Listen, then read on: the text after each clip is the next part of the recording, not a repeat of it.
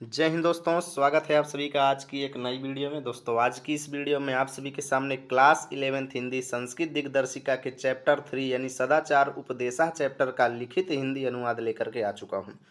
एक एक श्लोक की मैं हिंदी अनुवाद पहले आपको समझाऊंगा, उसके बाद लिखना कैसे है वो भी मैं आपको नोट्स में बहुत ही अच्छे से बताने वाला हूँ।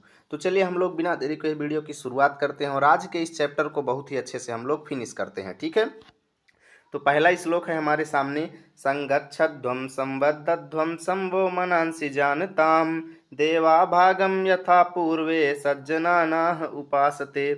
क्या लिखा हुआ है दोस्तों? संगच्छध्वं। संगच्छध्वं मतलब साथ साथ चलें। ठीक है, हम लोग साथ साथ चलें।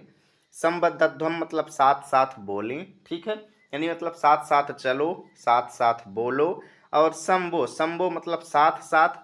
मनांसि माने मनो को जानताम मतलब जानो। मनो को जानने का क्या मतलब है कि हम लोग साथ साथ एक दूसरे के मन को जाने। ठीक है, संबच्छद संगच्छध्वम मतलब हम लोग साथ साथ चलें, मतलब एक दूसरे के सुख दुख में हम लोग साथ दें। ठीक है, और संबद्धध्वम मतलब साथ साथ बोलें, यानी एक दूसरे के प्रति हम लोग बोलें। ठीक है, और संभो मनांसि जानताम मतलब साथ साथ एक दूसरे के मन को जाने, अर्थात एक दूसरे के मन में क्या है इसको भी हम लोग साथ साथ जाने, अर्थात हम लोगों के विचार जो हैं वो एक समान हों। ठीक है, और देवा भागम यथा पूर्वे सज्जना नाह उपासते। देवा भागम मतलब जिस, यथा माने जिस प्रकार, पूर्वे मतलब प्राचीन काल में, देवा मतलब देवतागण। ठीक है, जिस प्रकार प्राचीन काल में देवतागण अपने भागम मतलब अपने हिस्से को, सज्जना नाह मतलब जानते हुए, उपासते मतलब उपासना करते थे, ठीक उसी प्रकार हम भी करें। इसका मतलब क्या है? इसका मतलब ये है दोस्तों कि जिस प्रकार प्राचीन काल में देवतागण अपने अपने भाग मतलब अपने अपने हिस्से को जानते हुए उपासना करते थे, यानी अपने अपने हिस्से को प्राप्त करने के लिए प्राचीन काल में जिस प्रकार देवतागण उपासना करते थे, ठीक उसी प्रकार हम भी अपने अपने हिस्से को प्राप्त करें, यानी जो जो सफलताएं हमारे हिस्से में लिखी हुई हैं हम उनको प्राप्त करें, एक दूसरे के हिस्से में हस्तक्षेप ना करें, है ना। तो देखिए पूरे का मैं एक बार बताता हूँ। संगच्छध्वम मतलब हम लोग साथ साथ चलें, संबद्धध्वम मतलब साथ साथ बोलें, और साथ साथ एक दूसरे के मन को जाने। ठीक है, जिस प्रकार प्राचीन काल में देवतागण अपने अपने हिस्से को जानते हुए उपासना करते थे, ठीक उसी प्रकार हम लोग भी करें। ठीक है, अब इसका हिंदी अनुवाद आपको एक तरफ लिखना है संगच्छध्वम संबद्धध्वम यानी शुरू के 2-3 शब्द, और दूसरी तरफ आपको अंतिम के 2-3 शब्द या फिर आप एक शब्द भी लिख सकते हैं। ठीक है, संदर्भ आपसे पूछेगा तो आपको लिखना है प्रस्तुत श्लोक हमारी पाठ्य पुस्तक संस्कृत दिग्दर्शिका के सदाचार उपदेशा नामक पाठ से अवतरित है। अब देखिए भैया, सभी श्लोक के लिए संदर्भ यही रहेगा, इसलिए आप लोग इसका स्क्रीनशॉट कर लो, मैं बार बार आपको नहीं बताने वाला। ठीक है, हिंदी अनुवाद में हम लोग लिखेंगे कि साथ साथ चलो, साथ साथ बोलो और अपने मनों को मिलकर जानो। ठीक है, जिस प्रकार पूर्ववर्ती देवता ज्ञान पूर्वक अपने अपने भाग को जानते हुए उपासना करते थे, वैसे ही तुम भी ज्ञान पूर्वक अपने अपने हिस्से को प्राप्त करो। चलिए हम लोग अगले श्लोक पर चलते हैं। तो हमारे सामने दूसरा श्लोक है। कुर्वन्नवेह कर्माणि जिजीविषेत शतं समाह एवं त्वयि नान्यथेतो अस्ति न कर्मं लिप्यते नरे। ठीक है, क्या लिखा हुआ है कि इह माने इस संसार में, कर्माणि मतलब कर्मों को, कुर्वन् मतलब करते हुए, अर्थात इस संसार में कर्मों को करते हुए, जिजीविषेत मतलब जीने की इच्छा करनी चाहिए, शतम मतलब सैकड़ों, समाह मतलब वर्षों तक, अर्थात अगर आप कर्म नहीं करते हैं, जो आपके कर्तव्य हैं आप उनका निर्वहन नहीं करते हैं, तो आपको इस संसार में इसके अलावा कोई अन्य रास्ता नहीं है। क्या लिखा गया है कि इस संसार में कर्माणि मतलब कर्मों को, कुर्वन् माने करते हुए, हम लोगों को जिजीविषेत मतलब जीने की इच्छा करनी चाहिए, शतम मतलब सैकड़ों, समाह मतलब वर्षों तक। ठीक है, क्योंकि एवं माने इस प्रकार, त्वयि माने तुम्हारे पास या तुम्हारे लिए, क्योंकि इस प्रकार तुम्हारे लिए, ना मतलब नहीं है, अन्य थे तो अस्ति मतलब कोई दूसरा रास्ता, यानी कि कर्म करने के अलावा तुम्हारे पास कोई दूसरा भी रास्ता नहीं है। ठीक है, अगर आप कर्म नहीं करते हैं तो इसके अलावा आपके पास कोई अन्य मार्ग नहीं है सक्सेसफुल होने के लिए। ठीक है, और इस प्रकार अगर आप जीवन व्यतीत करते हैं, कर्म करते हुए अगर आप जीवन व्यतीत करते हैं, तो आप कभी भी कर्मम माने कर्म में लिप्यते मतलब लिप्त ना माने नहीं होते हैं, नरे मतलब व्यक्ति, यानी जो व्यक्ति इस प्रकार जीवन व्यतीत करता है, कर्म करते हुए जो व्यक्ति जीवन व्यतीत करता है, वह कभी भी कर्म में लिप्त नहीं होता है, अर्थात वो कर्म के बंधन में कभी भी बंधता नहीं है। तो आपको एक तरफ लिखना है कुर्वन् वे, दूसरी तरफ लिप्यते नर। अब संदर्भ में पूर्वत का मतलब है कि जो मैंने पहले वाले श्लोक में बताया था, सेम वही यहाँ पर आपको लिख लेना है। हिंदी अनुवाद में लिखेंगे, इस संसार में कर्म करते हुए ही 100 वर्षों तक जीने की इच्छा करें, इससे अलग तुम्हारे लिए कोई मार्ग नहीं है और ऐसा करने से व्यक्ति कर्मों में लिप्त नहीं होता। अगला श्लोक है, मधुमन में निष्क्रमणम मधुमन में परायणम वाचा वदामि मधुमद भूयासम मधु सदृशः। दोस्तों, मैं आपको एक चीज़ बता दूं कि मैं अगर अच्छे से थोड़ा एक्सप्लेन नहीं कर पा रहा हूं, तो इसका रीज़न है दोस्तों कि मुझे 2-3 दिन से बहुत तगड़ी फीवर आ रही है दोस्तों, लेकिन फिर भी मैं कोशिश कर रहा हूं आपको अच्छे से अच्छे एक्सप्लेन करने के लिए, ठीक है। और आपको मेरी वॉइस में थोड़ा परिवर्तन दिख रहा होगा क्योंकि बहुत ज़्यादा जुकाम हो रही है, ठीक है। चलो, यहाँ पे लिखा है कि मधुमन में निष्क्रमणम।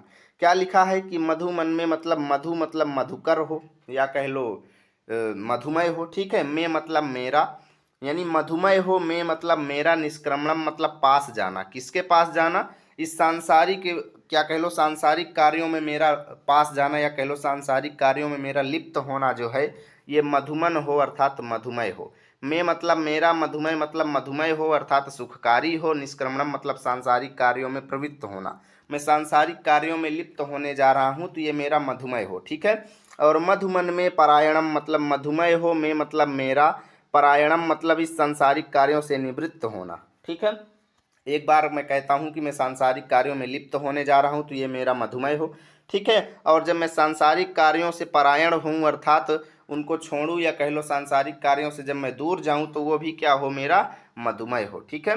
और वाचा वदामि मधुमय, क्या लिखा हुआ है कि मैं वाचा मतलब वाणी, वदामि मतलब बोलूं, मधुमय मतलब मीठी मीठी, यानी मैं हमेशा मधुर वाणी बोलूं, ठीक है। और भूयासम मधु सदृशः, और भूय मतलब हो जाऊं, असम माने मैं, मधु सदृशः मतलब मधुमय देखने वाला, या कह लो सुंदर दृश्य देखने वाला मैं हो जाऊं, ठीक है। यानी बुरी चीज़ें मैं कभी भी ना देखूं, मैं मधु सदृशः यानी कि मधुमय के समान हो जाऊं, या कह लो मधु देखने वाला अर्थात सुंदर दृश्य देखने वाला हो जाऊं, ठीक है। मेरा सांसारिक कार्यों में प्रवृत्त होना, या कह लो जो है मेरा सांसारिक कार्यों में निष्क्रमण होना क्या हो? मधुमय हो। सांसारिक कार्यों से मेरा परायण होना मधुमय हो, मैं हमेशा मधुमय वाणी बोलूं, और क्या हो जाऊं? मैं मधु सदृशः यानी मधुमय यानी सुंदर दृश्य देखने वाला हो जाऊं। तो आपको एक तरफ लिखना है मधुमन में निष्क्रमणम, दूसरी तरफ मधु सदृशः। हिंदी अनुवाद में लिखेंगे, मेरा पास जाना अर्थात सांसारिक कार्यों में प्रवृत्त होना मधुमय हो, मेरा सांसारिक कार्यों से दूर जाना मधुमय हो, मैं मधुरता से युक्त वाणी बोलूं, और मैं मधुर देखने वाला हूँ, ठीक है।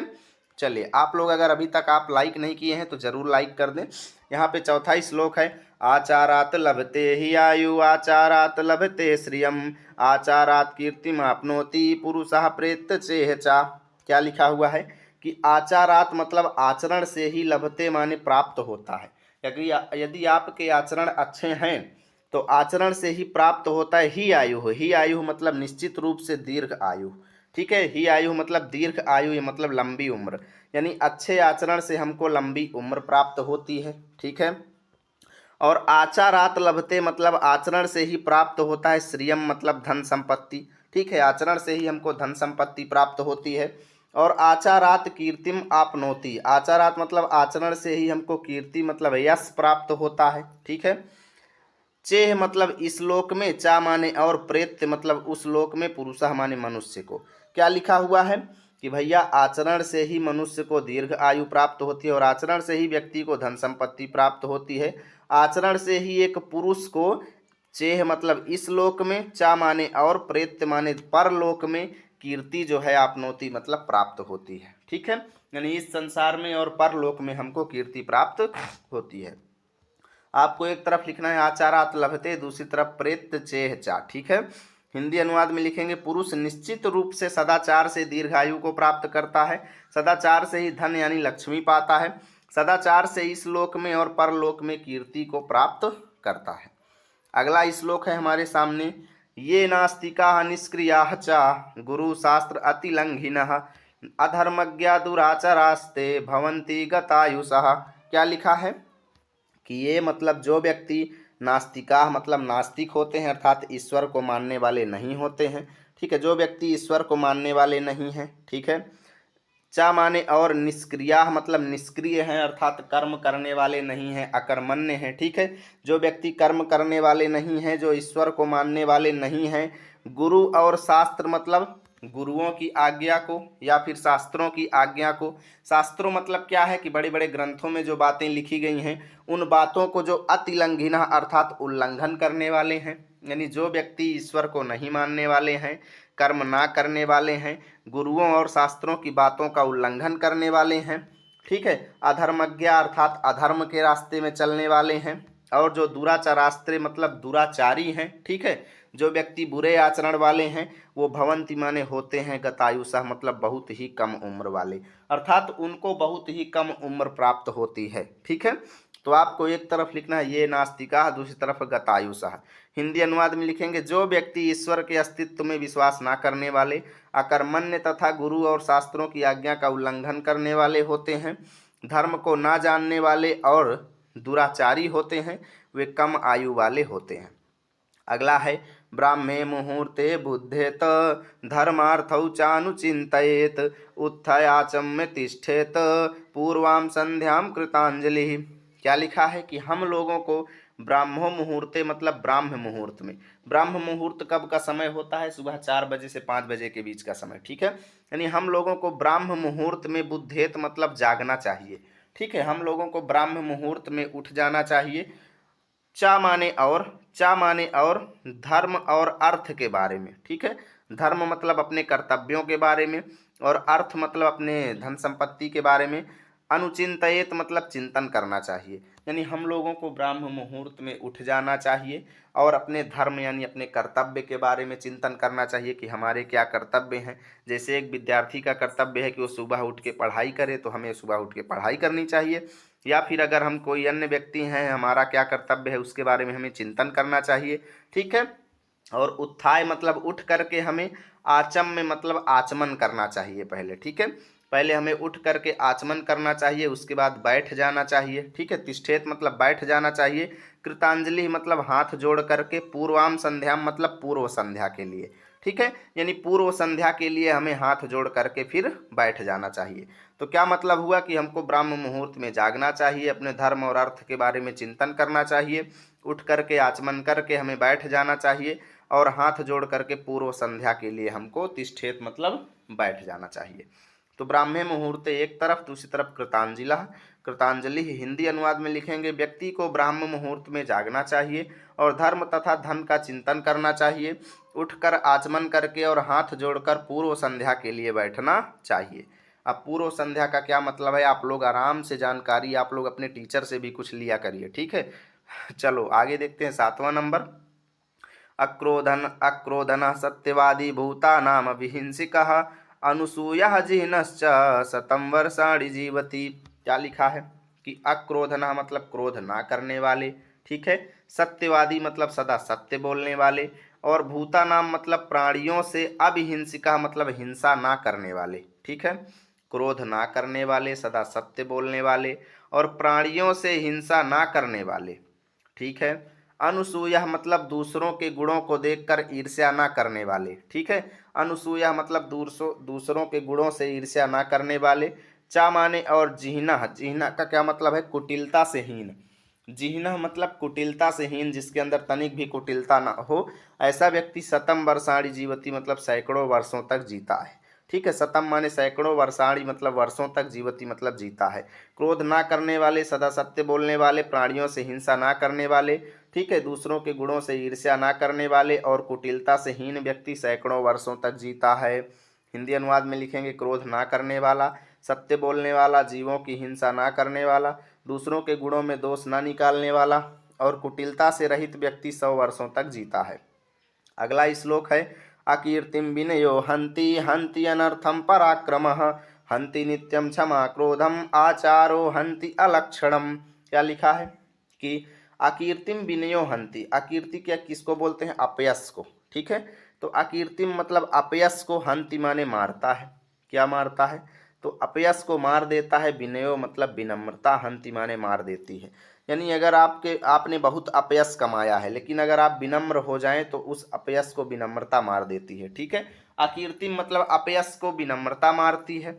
और हंति माने मार देती है। अनर्थम मतलब अनर्थ को। पराक्रम मतलब पराक्रम, यानी पराक्रम जो है वो अनर्थ को मार देता है। ठीक है, विनम्रता जो है वो अकीर्ति का नाश करती है और पराक्रम जो है वो अनर्थ का नाश करता है। ठीक है, और हंति नित्यम क्षमा क्रोधम। नित्यम माने प्रतिदिन, ये क्षमा की भावना जो है, हंति माने नष्ट करती है, क्रोधम मतलब क्रोध को। क्रोध को कौन नष्ट करती है? क्षमा की भावना। ठीक है, तो क्षमा की भावना जो है ये क्रोध को मार देती है। और आचारो हंति अलक्षणम। ठीक है, आचारो मतलब सुंदर आचरण जो है, या कह लो सदाचरण जो है, उत्तम आचरण जो है, वो हंति माने मारता है। अलक्षणम मतलब बुरे लक्षणों को, अर्थात बुरी आदतों को कौन नष्ट करता है? तो सुंदर आचरण नष्ट करता है। ठीक है, तो आपको हिंदी अनुवाद में लिखना है, विनय सदा अपयश यानी अकीर्ति को नष्ट करती है, पराक्रम अनर्थ को नष्ट करता है, क्षमा क्रोध को नष्ट करती है, और सदाचार बुरे लक्षणों को नष्ट करता है। अगला है, अभिवादनशीलस्य नित्यं वृद्धोऽपि सेविनः चत्वारि तस्य वर्धन्ते आयुः विद्या यशो बलम। क्या लिखा है कि जो व्यक्ति अभिवादनशील होता है, अभिवादनशील मतलब दूसरों का सम्मान करने वाला होता है। चच्चा नमस्ते, कक्का नमस्ते, भैया नमस्ते, है ना, जो दूसरों का अभिवादन करने वाला होता है, जो दूसरों का सम्मान करने वाला होता है। नित्यम माने नित्य, प्रति प्रतिदिन। नित्यम माने प्रतिदिन। वृद्धो मतलब बूढ़े बुजुर्गों की। उपसेविना मतलब सेवा करने वाला होता है। जो व्यक्ति दूसरों का सम्मान करने वाला होता है, नित्यम माने प्रतिदिन बूढ़े बुजुर्गों की सेवा करने वाला होता है। तस्य माने उसकी, चत्वारी मतलब चार चीजें, वर्धन्ति माने बढ़ती हैं, यानी उस व्यक्ति की चार चीजें बढ़ती हैं। जानते हो क्या क्या? पहला तो उसकी आयु बढ़ती है, दूसरा उसकी विद्या बढ़ती है, तीसरे नंबर पर उसका यश यानी कीर्ति बढ़ती है, और चौथे नंबर पर उसका बल बढ़ता है। ठीक है, तो उसकी चार चीजें बढ़ती हैं, आयु, विद्या, यश और कीर्ति। ठीक है, या कह लो आयुर्विद्या, यानी आयु, विद्या, यश और बल, ये चार चीजें उसकी बढ़ती हैं। ठीक है, तो हिंदी अनुवाद में लिखेंगे कि अभिवादन करने की आदत वाले और नित्य वृद्धों की सेवा करने वाले की आयु, विद्या, यश और बल, ये चार चीजें बढ़ती हैं। अगला है, वृत्तम यत्नेन संरक्षेत वित्तमायाति याति चा अक्षीणो वित्ततः क्षीणो वृत्ता तु हतो हता। क्या लिखा है कि वृत्तम माने चरित्र की, यानी हमें अपने आचरण की, यत्नेन मतलब यत्न पूर्वक, संरक्षेत मतलब रक्षा करनी चाहिए। हमें अपने आचरण की यत्न पूर्वक रक्षा करनी चाहिए। वित्तम माने पैसा, तो आयाति माने आता है, चा माने और, याति माने चला जाता है, यानी पैसा तो आता है और चला जाता है। ठीक है, यानी वृत्त माने हमें अपने चरित्र की यत्न पूर्वक रक्षा करनी चाहिए, पैसा तो आता है और चला जाता है। ठीक है, अक्षीणो वित्तता क्षीणो, यानी वित्तता माने पैसे से क्षीण व्यक्ति जो है, पैसे से हीन व्यक्ति जो है, अक्षीण है अर्थात हीन नहीं है। यानी अगर किसी व्यक्ति के पास पैसा नहीं है तो वो हीन नहीं है। पैसे से हीन व्यक्ति हीन नहीं होता, परंतु वृत्तः माने चरित्र से हीन व्यक्ति तो हतो हता अर्थात मरे हुए के समान होता है। यानी अगर आपके पास पैसे नहीं है तो आप हीन नहीं है, लेकिन अगर आपके पास चरित्र नहीं है, अच्छा आचरण नहीं है, ठीक है, आप बुरे आचरण वाले हैं, तो आप मरे हुए के समान हैं। ठीक है, आपके पास इज्जत ही नहीं है तो बहुत पैसा वाले होने का क्या मतलब हुआ? कुछ नहीं। ठीक है, तो चरित्र की यत्न पूर्वक रक्षा करनी चाहिए। धन तो आता है और चला जाता है। धन से हीन व्यक्ति दीन यानी निर्धन नहीं होता, परंतु चरित्र से क्षीण व्यक्ति मरे हुए के समान होता है। अगला है, सत्येन रक्षते धर्मो विद्या योगेन रक्षते मृजया रक्षते रूपम कुलम वृत्तेन रक्षते। क्या लिखा हुआ है कि सत्य से रक्षा होती है धर्म की। ठीक है, सत्य से धर्म की रक्षा होती है। ठीक है, और विद्या योगेन रक्षते मतलब विद्या की रक्षा योग से होती है। ठीक है, विद्या योगेन रक्षते मतलब विद्या की रक्षा योग यानी निरंतर अभ्यास करने से होती है। अगर आपके अंदर विद्या है, आप निरंतर उसका अभ्यास नहीं करेंगे तो भूल जाएंगे। ठीक है, मृजया रक्षते रूपम मतलब रूप की रक्षा जो है मृजया यानी साफ सफाई से होती है। आप अपने रूप को जब तक मांजेंगे नहीं, साफ सफाई नहीं करेंगे तो रूप की रक्षा नहीं होगी। और कुलम वृत्तेन रक्षते मतलब कुल की रक्षा जो है वो वृत्तेन मतलब इज्जत यानी चरित्र से होती है। अगर आपके कुल में इज्जत ही नहीं है तो फिर क्या है? कुल में कुछ ही नहीं है। यानी कुल यानी वंश की रक्षा जो है चरित्र यानी इज्जत से होती है। हिंदी अनुवाद में लिखेंगे, सत्य से धर्म की रक्षा की जाती है, योग से विद्या की रक्षा की जाती है, स्वच्छता से रूप की रक्षा की जाती है, और चरित्र से कुल की रक्षा की जाती है। अगला है श्रूयताम धर्म सर्वस्वम श्रुत्वा चा अपि अवधारिताम आत्मनः प्रतिकूलानि परेशान ना समाचरेत। क्या लिखा है कि श्रूयताम मतलब सुनना चाहिए, धर्म मतलब धर्म के, सर्वस्वम मतलब सार को, यानी धर्म के सार तत्व को हमें सुनना चाहिए। यानी धर्म अपने कर्तव्यों का सार तत्व यानी हमारे कर्तव्य क्या है उसको अच्छे से हमें सुनना चाहिए। धर्मों के सार तत्व को हमें सुनना चाहिए। और श्रुत्वा मतलब सुन करके, चा माने और, आपी माने भी, अवधारिताम मतलब धारण करना चाहिए। यानी धर्म के सार तत्व को आपको पहली बात तो सुनो, उसके बाद सुन करके उसे अपने जीवन में उतारो भी, क्योंकि ज्ञान केवल सुनने से कुछ नहीं होता, उसे जीवन में उतारना भी जरूरी है। ठीक है, जैसे इस चैप्टर में ही आपने बहुत सारी ज्ञान की बातें सुनी, लेकिन सुनने से क्या होगा, कुछ नहीं होगा जब तक आप उसको अपने जीवन में नहीं उतारेंगे। तो वही चीज़ है कि श्रूयताम धर्म सर्वस्वम मतलब धर्म के सार तत्व को सुनो और सुन करके उसे अपने जीवन में अवधारित करो अर्थात उतारो। ठीक है, और आत्मनः प्रतिकूल आनी यानी स्वयं को प्रतिकूल लगने वाले शब्द जो हैं, ठीक है, या कह लो स्वयं को प्रतिकूल लगने वाली जो आचरण है वो परेशान मतलब दूसरों के साथ ना माने, नहीं समाचरित मतलब करो। यानी जो चीज़ तुम्हें खराब लगती है वो दूसरों के साथ कभी भी मत करो। जैसे अगर आपको कोई गाली देगा तो आपको कैसा लगेगा, खराब लगेगा, तो इसका मतलब है आपको भी किसी दूसरे को गाली नहीं देना चाहिए। यानी स्वयं को प्रतिकूल लगने वाले आचरण जो है वो दूसरों के साथ कभी भी नहीं करना चाहिए। ठीक है, तो धर्म का सार सुनो और सुनकर धारण भी करो। स्वयं को अनुचित लगने वाले व्यवहार दूसरों के साथ मत करो। ठीक है, तो यहाँ से ये चैप्टर खत्म हुआ। यदि वीडियो अच्छी लगे तो लाइक करें, दोस्तों के पास शेयर करें। मिलेंगे आप सभी के साथ अगली वीडियो में, तब तक के लिए जय हिंद, जय भारत।